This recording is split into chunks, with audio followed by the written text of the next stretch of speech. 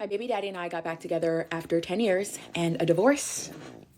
This is the story of how we rekindled, part 5. It's really hard to get it all into these 3 minutes because it's so much. But I started to really look at these feelings that I was having, these feelings of love towards him and devotion and commitment in this way that I had honestly never felt before. Even when we were married, I felt like when we were married before, I was really selfish. Anthony and I have obviously known each other since we were 7 and 10. I've said it a million times.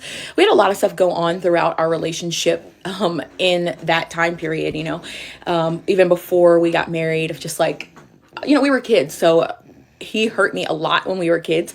I was 3 years younger than him, so I wasn't always allowed to go to the places that he was allowed to go and all of these things. And I had built up this resentment towards him.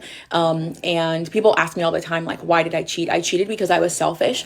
I cheated because I was prideful. I cheated because I felt like it was all about me. And I felt like I was owed something and I wasn't getting that from Anthony. I wasn't getting the love and the kindness and this fairy tale thing from Anthony that I felt like I deserved, back when we were first married. And when someone else started showing me that attention or affection or admiration, I just soaked it all up.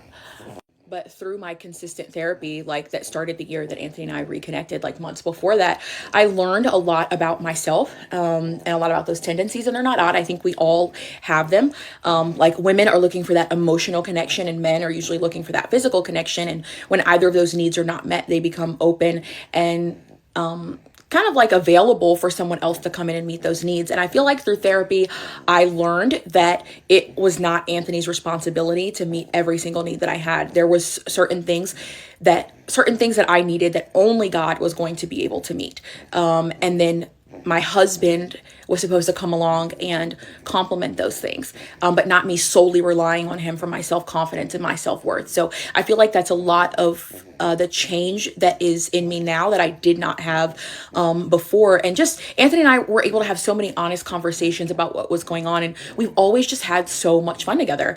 We officially made it okay, we are going to do this no matter what. I'm committed to you and you are committed to me, the second or third week of January 2022. So almost about 3 weeks after I filed for divorce.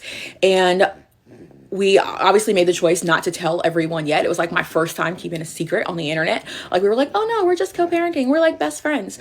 And we really are best friends. We were co-parenting, but we were also just trying to gently walk back through what a relationship looked like for us. And I feel the happiest I've ever been.